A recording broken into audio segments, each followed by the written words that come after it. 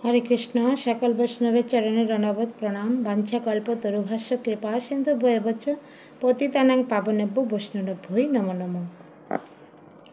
তো কীভাবে বেদের উদ্ভব হয়েছিল?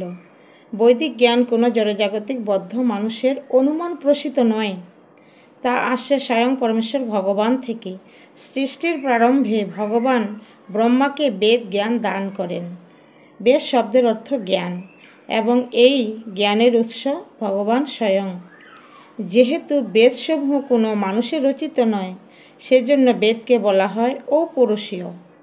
বেদ হচ্ছে পরম ও শত প্রমাণ। বেদে কোনো ভ্রান্তি থাকতে পারে না। বেদের প্রমাণ বেদই, ব্যাখ্যার জন্য অন্য কিছুর উপর অপেক্ষা রাখে না। ভগবদ্গীতায় একই কথা ঘোষিত হয়েছে। বেদ অক্ষর পরমেশ্বর ভগবান থেকে প্রকাশিত হয়েছে। অথর্ববেদে বলা হয়েছে, যিনি ব্রহ্মাকে বেদজ্ঞান উপদেশ করেছিলেন সেই ভগবান শ্রীকৃষ্ণ পৃথিবীতে বৈদিক জ্ঞান প্রচার করেন।